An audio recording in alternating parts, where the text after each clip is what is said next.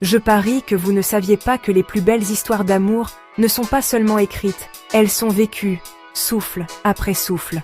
Et parfois, les mots les plus courageux ne sont jamais prononcés à voix haute. Laissez-moi vous expliquer pourquoi. Depuis que Nour a donné cette première lettre à Yanis, tout a changé, doucement, tendrement. Fini les mots griffonnés de loin. Maintenant, il y avait des regards partagés, des rires, de vraies conversations. Leur histoire a quitté la page et a fleuri dans la vraie vie.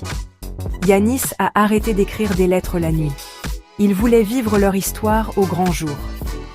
Ce qu'il ignorait, c'est que Nour avait commencé sa propre tradition secrète. Elle transportait un petit carnet partout, notant chaque jour une chose qu'elle aimait chez lui. Parfois une phrase, parfois juste un mot.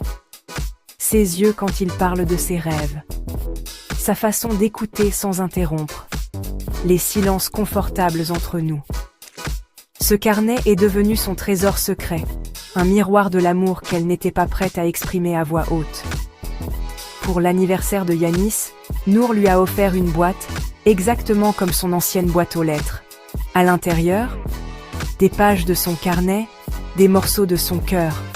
À la fin, une simple phrase. « Tu as écrit pour moi. Maintenant, j'écris pour nous. » À partir de ce jour-là, ils n'ont plus eu besoin de papier. Leur histoire d'amour a été vécue, main dans la main.